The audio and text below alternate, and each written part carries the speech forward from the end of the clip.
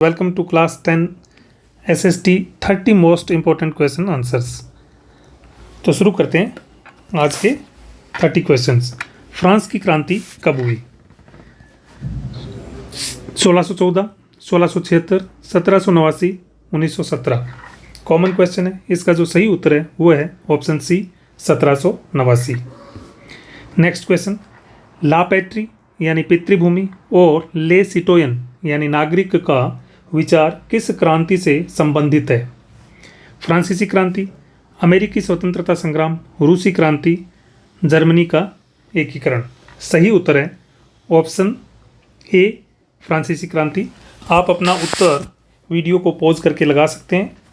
Next question, Napoleon द्वारा France में नागरिक संहिता, नेपोलियन संहिता भी कहते हैं उसे, कब लागू की गई? वेरी वेरी इंपॉर्टेंट क्वेश्चन, ये बहुत इंपॉर्टेंट क्वेश्चन है।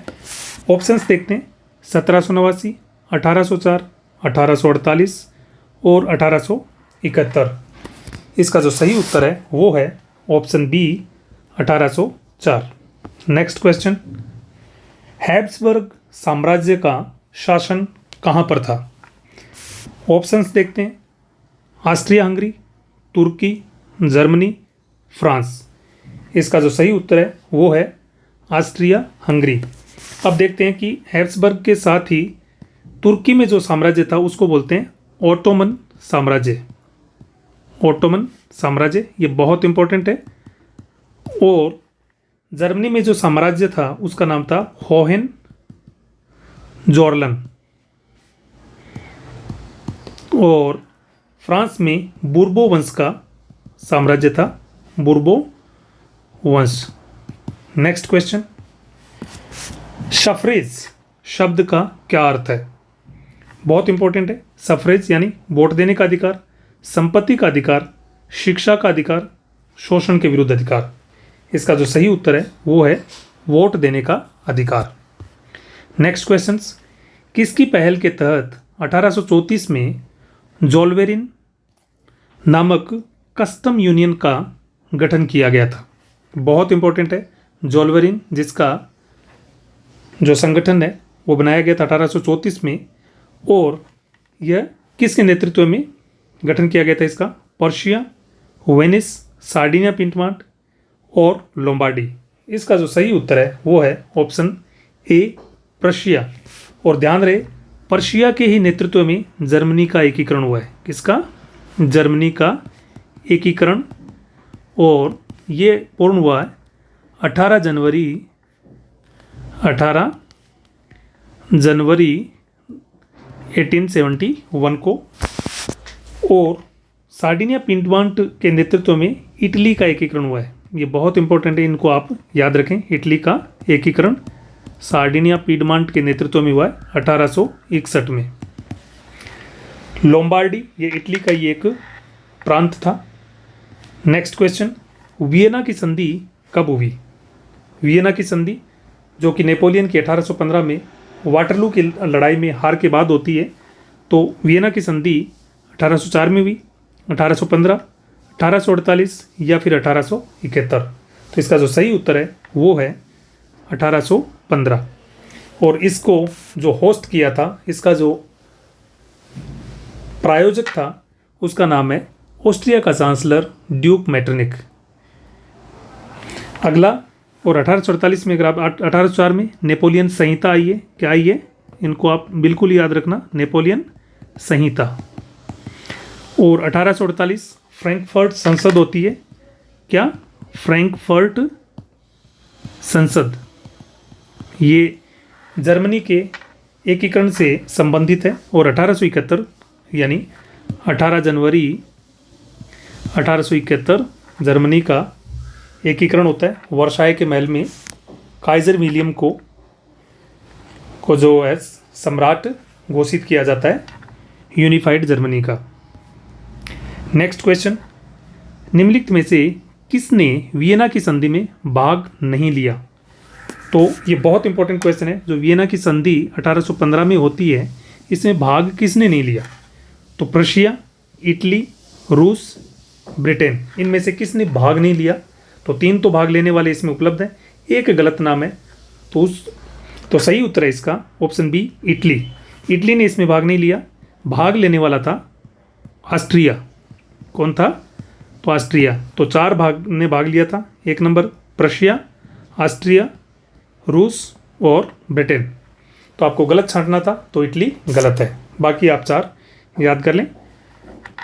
जर्मन परिसंघ में कितने राज्य थे? तो 1815 में जब वियना की संधि होती है, कब? 1815 में। इसमें जो नेपोलियन से पहले की व्यवस्था थी उसको लागू कर दिया गया। सब जगह राजशाही को, जैसे फ्रांस में खुद में बुर्बोन वंश का राजा बना दिया गया, तो राजशाही सब जगह आ गई और पहले की व्यवस्था लागू कर दी गई। लेकिन एक चीज़ जो नेपोलियन ने बनाई थी, जर्मन परिसंघ, उसको चेंज नहीं किया गया और उसी से आगे जर्मनी का एकीकरण होता है। तो जर्मन परिसंघ में कितने राज्य थे? बहुत इंपॉर्टेंट है। 28, 30, 39 या फिर 50? इसका जो सही उत्तर है वो है option c 39। Next question, young Italy और यंग यूरोप संगठनों के संस्थापक कौन है? बहुत बहुत इंपॉर्टेंट क्वेश्चन है, वेरी वेरी इंपॉर्टेंट, कि यंग इटली और यंग यूरोप संगठनों के संस्थापक कौन है? तो Giuseppe Mazzini, option a. Option b Otto von Bismarck, Garibaldi या फिर काउंट कावुर? इसका जो सही उत्तर है वो है ऑप्शन ए, यूसेफ मैजिनी। और इन संगठनों की जो स्थापना होती है, जैसे यंग इटली, इसकी जो स्थापना मैजिनी करते हैं, मर्सेल्स में करते हैं, मर्सेल्स में। और जो यंग यूरोप की स्थापना करते हैं ये करते हैं बर्न में। बर्न नाम का एक शहर है उसमें, और इसकी स्थापना करते हैं 1833 में। तो बहुत इंपॉर्टेंट है। और वैसे भी जो मैजिनी है वो कार्बोनेरी नामक एक गुप्त संगठन था, उसका सदस्य था। और ऑटो वन बिस्मार्क, इनका जो संबंध है वो, ये प्रधानमंत्री थे पर्शा के, और इनका जो संबंध है वो है जर्मनी के एकीकरण से। जर्मनी के एकीकरण से। मैजिनी का जो संबंध है वो है इटली के एकीकरण से। गैरिबाल्डी भी इटली के एकीकरण के संबंध है। और काउंट कावुर वो इटली के प्रधानमंत्री थे, जो सार्डिनिया पीडमांट था उसके प्रधानमंत्री थे, विक्टर इमैनुअल द्वितीय के। तो इनको भी याद रखें कि किसका संबंध किसके एकीकरण से। नेक्स्ट क्वेश्चन, क्वेश्चन नंबर 11, निम्नलिखित में से कौन सी घटना सबसे पहले घटित हुई? बहुत इंपॉर्टेंट क्वेश्चन है। तो कॉन्स्टेंटिनोपल की संधि, नेपोलियन की पराजय, इटली का एकीकरण, जर्मनी का एकीकरण। तो इसमें जो सही उत्तर है वो है नेपोलियन की पराजय। अब देखते हैं कौन सी घटना कब घटित हुई। तो कॉन्स्टेंटिनोपल की जो संधि है वो होती है 1832 में, और इसके तहत ग्रीस, जिसको कि यूनान भी बोलते हैं, क्या हिंदी में इसको यूनान कहते हैं, उसको स्वतंत्रता मिली। ग्रीस या यूनान की स्वतंत्रता इसके तहत होती है। और नेपोलियन की पराजय 1815 में, उसके बाद वियना की जो संधि होती है वियना की। और इटली का एकीकरण जो होता है वो 1861 में, और जर्मनी का एकीकरण 1871 में, 18 जनवरी 1871। नेक्स्ट क्वेश्चन, भारतीय राष्ट्रवाद के संबंध में निम्नलिखित में से कौन सा युग्म सही सुमेलित नहीं है? बहुत इंपॉर्टेंट क्वेश्चन है। तो CR दास, Awadh Kisan Sabha, Bhagat Singh, Hindustan Socialist Republican Army, Mahatma Gandhi, Kheda किसान आंदोलन, सरदार पटेल, बारदोली सत्याग्रह। हमें ढूंढना है सही सुमेलित नहीं है। तो इसका जो सही उत्तर है वो है ऑप्शन ए, CR दास, अवध किसान सभा। CR दास का संबंध जो है वो अवध किसान सभा से नहीं है।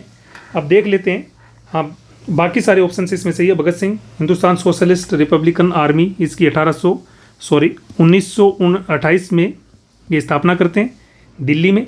महात्मा गांधी, खेड़ा किसान आंदोलन 1918, सरदार पटेल बारदोली सत्याग्रह 1928। अब देखते हैं कि CR दास ने फिर किसकी स्थापना की। तो CR दास ने स्वराज पार्टी बनाई थी 1922 में। तो स्वराज पार्टी से इसका संबंध है, स्वराज पार्टी। और जो अवध किसान सभा है इसके जो संस्थापक है जवाहरलाल नेहरू है, और दूसरे है बाबा रामचंद्र। इनका संबंध है इससे। बाबा रामचंद्र।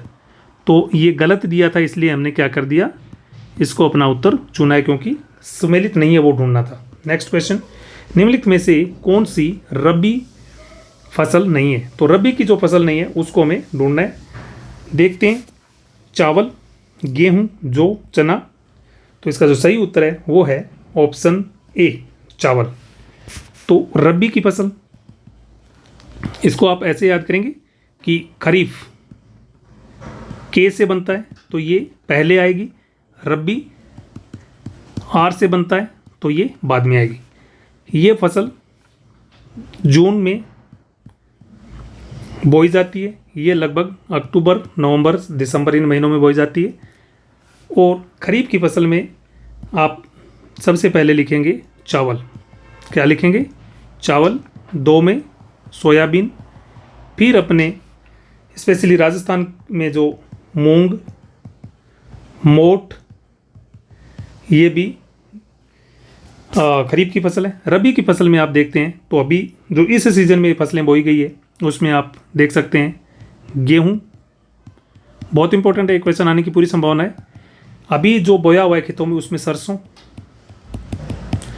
अभी सरसों के साथ राई जिसको लेंटिल बोलते हैं, और एक और फसल है जिसका नाम है चना, ये भी अभी बोया हुआ है। तो इनको आप याद कर लें।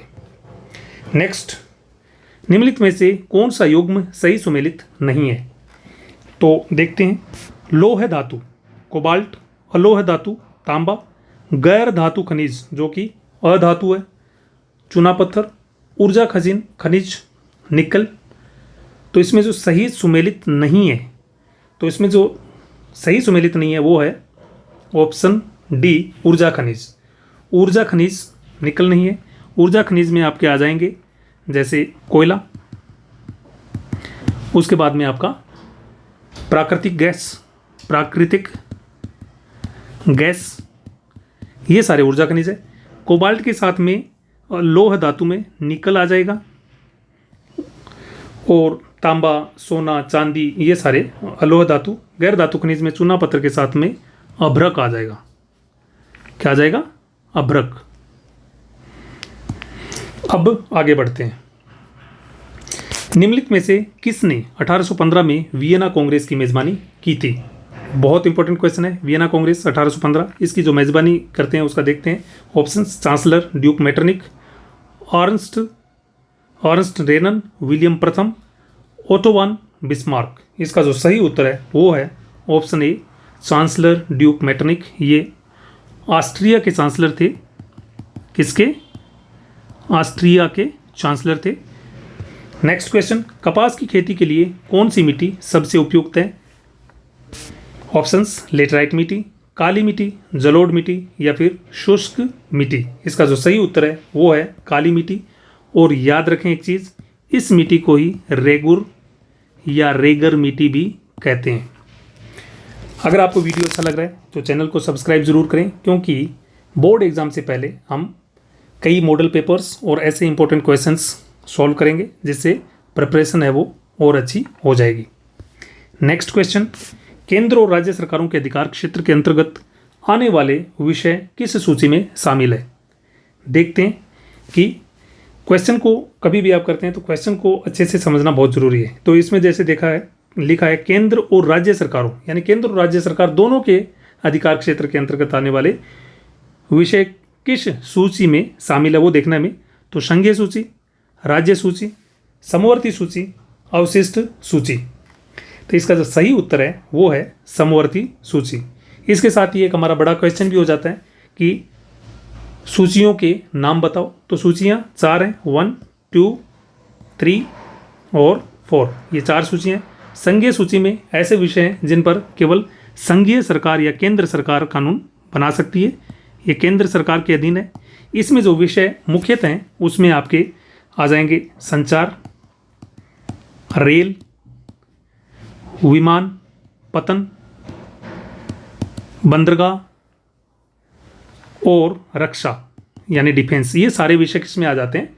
संघीय सूची में। राज्य सूची में जो विषय आते हैं उसमें आप देखेंगे कि जेल प्रशासन आता है, प्रशासन, पुलिस प्रशासन, पुलिस प्रशासन भी जो है वो राज्य सूची में आता है। अब देखते हैं समवर्ती सूची। इस सूची के अंतर्गत शिक्षा आ जाता है, कृषि आ जाता है, और गोद लेना ये भी इसमें आता है, विवाह ये भी इसमें आता है। तो ये अवशिष्ट सूची में ऐसी सूची जो विषय जो संघीय सूची, राज्य सूची और समवर्ती सूची, ये तीनों सूचियों में जिन विषयों को लिस्ट नहीं किया गया, नाम नहीं रखा गया, और नए विषय हैं जैसे साइबर कानून आया था पीछे, तो ये कहीं पर भी इसका इन तीनों सूचियों में वो उल्लेख नहीं था, तो उस पर जो कानून बनाता है वो संघीय सरकार बनाती है, यानी केंद्र सरकार के अधीन है अवशिष्ट सूची, केंद्र सरकार। नेक्स्ट क्वेश्चन, निम्नलिखित में से किस देश में एक दलीय प्रणाली है? तो जो राजनीतिक दल अपना टॉपिक है उसमें एक दलीय, जहाँ पर वन पार्टी को है, क्या वन पार्टी सिस्टम कहाँ पर है वो देखना है। तो भारत में, संयुक्त राज्य अमेरिका में, ब्रिटेन में, या फिर चीन में। तो इसका जो सही उत्तर होगा वो होगा चीन। चीन में कौन सी है? One party system. क्वेश्चन का उत्तर लगाने से पहले आप क्वेश्चन को सबसे पहले अच्छे से पढ़ें, उसके बाद में आप वीडियो को पॉज करके अपना उत्तर लगाएं और फिर अपने उत्तर का मिलान सही उत्तर से करें, तो आपको अच्छे से याद होगा। तो चीन में एक पार्टी सिस्टम है। अब देखते हैं कि इन तीन देशों में क्या है। फिर भारत में बहुदलीय व्यवस्था है। क्या है? बहुदलीय व्यवस्था है, यानी मल्टी पार्टी सिस्टम है इसमें।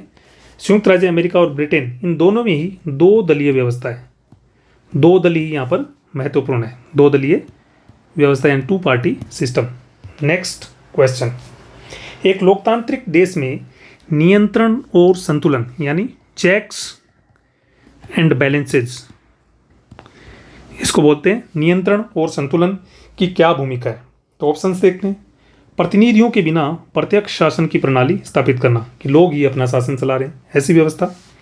तानाशाही को रोकने के लिए शक्तियों का पृथक्करण, तो सेपरेशन ऑफ पावर। संविधान में किसी भी परिवर्तन को रोकने के लिए सरकार की एक शाखा को पूर्ण शक्ति सुनिश्चित करना। तो इसका जो सही उत्तर है, अगर आप समझेंगे तो ऑप्शन 2 सही होगा, कि तानाशाही को रोकने के लिए शक्तियों का पृथक्करण करते हैं। और शक्तियों का पृथक्करण में हमने पढ़ा है कि सरकार जो गवर्नमेंट होती है उसके 3 महत्वपूर्ण विभाग बना दिए गए, उनमें शक्तियाँ बांट दी गई है, जिसमें एक आता है आपका पिलर्स ऑफ ए डेमोक्रेसी होते हैं। तो सबसे पहले आपकी विधायिका, जिसको लेजिस्लेचर बोलते हैं, विधायिका। दूसरे नंबर पे आपकी आएगी कार्यपालिका, कार्यपालिका। और 3 नंबर पे आपकी आ जाएगी न्यायपालिका, न्यायपालिका। तो इनको आप याद रखेंगे। नेक्स्ट क्वेश्चन, विकास के संबंध में विश्व बैंक यानी वर्ल्ड बैंक द्वारा निम्नलिखित में से किस सूचकांक को प्राथमिकता दी गई है? यानी हम जब विकास का सूचकांक बनाते हैं तो विश्व बैंक किसको सबसे ज़्यादा प्राथमिकता देती है वो देखना है। तो असमानता यानी इनइक्वालिटी, बॉडी मास इंडेक्स जिसको BMI बोलते हैं, प्रति व्यक्ति आय यानी per capita income, capita income, या फिर शिशु मृत्यु दर। तो इसका जो सही उत्तर है वो है प्रति व्यक्ति आय यानी per capita income. Next question, निम्नलिखित में से कौन सा संगठन भारत में करेंसी नोट जारी करता है? वेरी वेरी इंपॉर्टेंट क्वेश्चन है।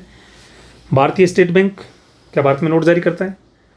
पंजाब नेशनल बैंक, राष्ट्रीय वित्त आयोग, भारतीय रिजर्व बैंक। तो इसका जो सही उत्तर है वो है ऑप्शन डी, भारतीय रिजर्व बैंक, जिसको कि RBI बोलते हैं, रिजर्व बैंक ऑफ इंडिया।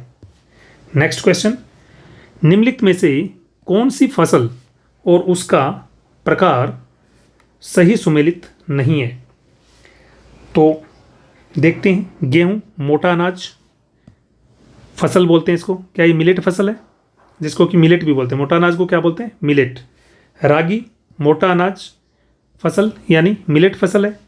चाय पेय फसल यानी बेवरेज है, चाय कॉफ़ी दोनों बेवरेज में आते हैं। मक्का खाद्य एवं चारा फसल यानी फोडर फसल है, या इसको खाने के काम में भी लिया जाता है। तो कौन सा सही सुमेलित नहीं है? तो इसमें अगर आप देखोगे, याद करोगे तो आपको ऑप्शन ए सही लगेगा, क्योंकि गेहूँ मोटा अनाज फसल यानी मिलेट नहीं है।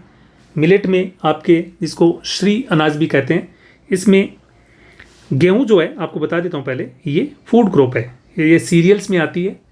कॉर्स जो फसलें तो सीरियल्स बोलते हैं, इसमें आता है फूड क्रॉप। ये किस में आती है? फूड क्रॉप में। तो ये मिलेट नहीं है, ये फूड क्रॉप है। मिलेट में आपके आएंगे बाजरा, क्या आएगा? बाजरा मिलेट में आता है, रागी मिलेट में आता है। तो ये कुछ ऐसे हैं।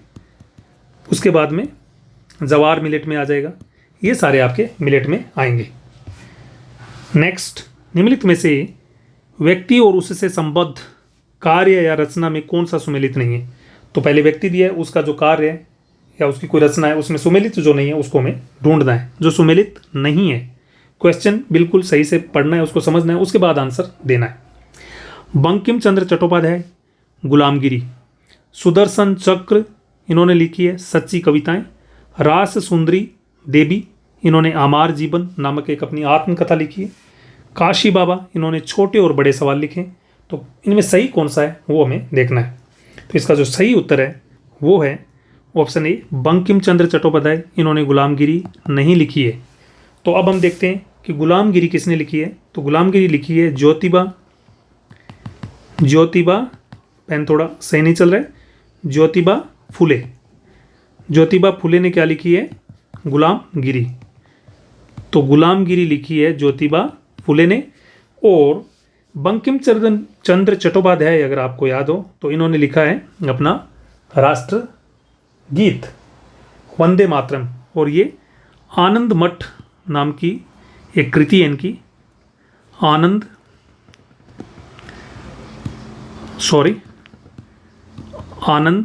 मठ, इसमें इसकी रचना भी इन्होंने की है। नेक्स्ट क्वेश्चन, निम्नलिखित में से कौन सा संगठित क्षेत्र की गतिविधियों का उदाहरण है? तो संगठित और असंगठित क्षेत्र हमने पढ़े हैं, उसमें से क्वेश्चन है कि हमें देखना है कि संगठित क्षेत्र का उदाहरण कौन सा है। तो गतिविधि देखते हैं। खेत में काम करता है किसान, अपने घर में काम करती है एक हथकरघा बुनकर, सीमेंट ढोने वाला एक मजदूर, लोक निर्माण विभाग में सरकारी कर्मचारी। तो संगठित क्षेत्र, इसका जो सही उत्तर बनेगा वो है ऑप्शन डी, लोक निर्माण विभाग में सरकारी कर्मचारी। तो संगठित क्षेत्र और असंगठित क्षेत्र, संगठित क्षेत्र में वो कर्मचारी आते हैं जिसमें या वो संस्थाएं आती हैं जो सरकारी नियम कानून के हिसाब से चलती है, सरकारी नियम कानून के हिसाब से चलती है। रोजगार उनका क्या होता है? रोजगार निश्चित होता है, सुनिश्चित होता है, पक्का होता है। असंगठित क्षेत्र में क्या होता है कि इनके खुद के नियम कानून है, ये कोई नियम कानून नहीं मानते और इनके तो नियम कानून नहीं होते, नियम कानून नहीं। और रोजगार जो होता है अनिश्चित है कि मिल भी सकता है, नहीं भी मिल सकता है, आज है कल नहीं है। इनमें इनका कोई जो पीएफ होता है, प्रोविडेंट फंड, वो कुछ नहीं होता है, यानी सावधि निधि इनकी कुछ नहीं होती है, पीएफ नहीं। इनमें पीएफ होता है, पेंशन होती है, इनमें ऐसा कुछ नहीं होता है। तो ये फर्क है संगठित और असंगठित क्षेत्र में। नेक्स्ट क्वेश्चन, भारतीय संविधान में विषय सूची और विषयों के निम्नलिखित युग्मों में कौन सा युग्म सही सुमेलित है? कौन सा सही सुमेलित है? हमें सुमेलित है वो ढूंढना है। मैंने पीछे बता दिया है, आपको इस क्वेश्चन का आंसर देना चाहिए। तो संघ सूची विषय संचार, राज्य सूची विषय शिक्षा, समवर्ती सूची के विषय गोद लेना जिसको अडॉप्शन बोलते हैं यानी बच्चे गोद लेना, अवशिष्ट विषय विवाह।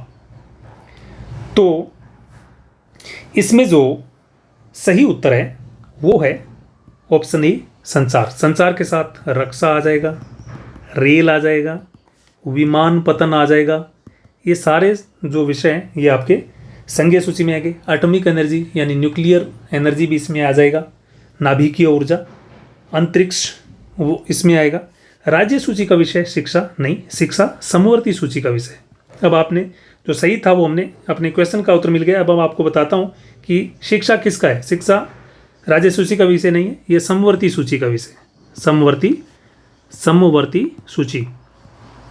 उसके बाद में गोद लेना जो है ये किसका विषय है? गोद लेना जो है वो भी, अब इसमें आपके देखो थोड़ा सा क्वेश्चन में थोड़ा सा दिक्कत है। गोद लेना भी समवर्ती सूची का विषय है, तो इसमें 2 सही हो रहे हैं, इसके उत्तर 2 सही हो रहे हैं। तो गोद लेना भी क्या है? समवर्ती सूची का विषय। अवशिष्ट विषय नहीं है विवाह, ये भी समवर्ती सूची का विषय है। तो विवाह किसका है? समवर्ती सूची का। समवर्ती सूची का है विवाह। विवाह भी किसका है? समवर्ती सूची का। तो इन चीज़ों को आप ध्यान रखेंगे। इस क्वेश्चन के 2 आंसर हो गए, तो आप याद रख लेना कि संघ सूची का विषय संसार भी है और समवर्ती सूची के विषय में गोद लेना आता है। नेक्स्ट क्वेश्चन, जर्मन दार्शनिक जोहान गॉटफ्रीड हर्डर कहाँ के थे? ये कहाँ के थे गलत है थोड़ा सा। तो गॉटफ्रीड जो है निम्नलिखित में से किस विचारधारा से संबंधित है? तो जर्मन दार्शनिक जोहान गॉटफ्रीड हर्डर निम्नलिखित में से किस विचारधारा से संबंधित है?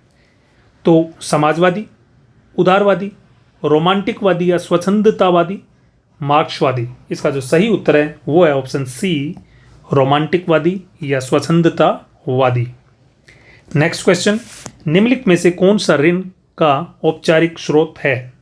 ऋण का औपचारिक स्रोत हमें ढूंढना है। तो साहूकार, औपचारिक, अनौपचारिक। तो औपचारिक ढूंढ रहे हैं हम, ध्यान रखें। व्यवसायी, सापेक्ष, ये सापेक्ष नहीं है, ये अपने रिलेटिव है। क्या? रिश्तेदार। ये है रिश्तेदार या मित्र, आप कह सकते हैं रिश्तेदार या मित्र। और सहकारिता। तो इसका जो सही उत्तर है वो है सहकारिता। अब देखते हैं कि औपचारिक और अनौपचारिक में कौन कौन से आते हैं। तो औपचारिक स्रोत ऋण प्राप्ति के कौन से? औपचारिक स्रोत, और इधर कर देते हैं अनौपचारिक।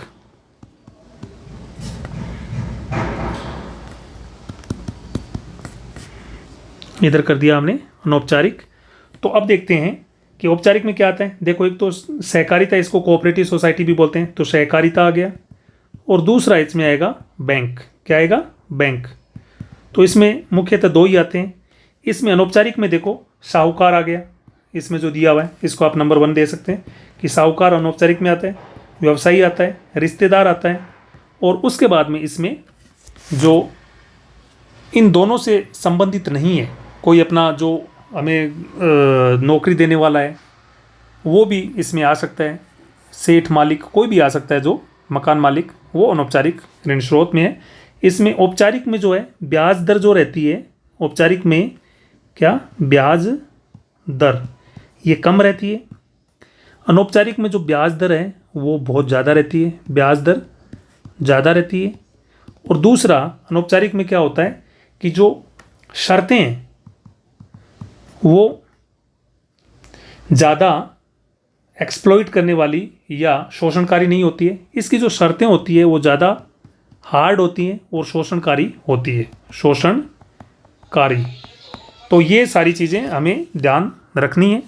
नेक्स्ट क्वेश्चन, निम्नलिखित में से किस क्षेत्र का भारत में रोजगार में सबसे अधिक हिस्सा है? तो रोजगार किस क्षेत्र से सबसे अधिक मिलता है उसको हमें देखना है। प्राथमिक, द्वितीयक, तृतीयक या फिर चतुर्थक। तो रोजगार देने में प्राथमिक क्षेत्र सबसे आगे हैं। नेक्स्ट क्वेश्चन, निम्नलिखित में से कौन सा उदारीकरण में यानी लिबरलाइजेशन जो होता है शामिल है?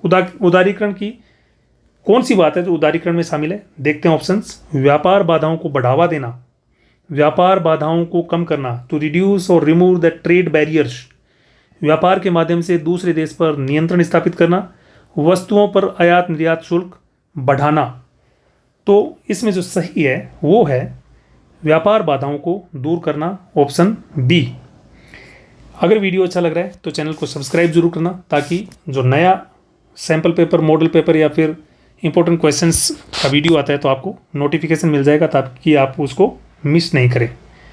नेक्स्ट क्वेश्चन लास्ट क्वेश्चन है अपना क्वेश्चन 30। निम्नलिखित घटनाओं को कालानुक्रमिक क्रम में व्यवस्थित करें और सही विकल्प चुनें। तो इनको हमें जो काल में सबसे पहले घटित हुई है उसको नंबर 1 पे रखेंगे और जो बाद में घटित हुई है उसको 2, 3, 4 ऐसे करके नीचे रखेंगे।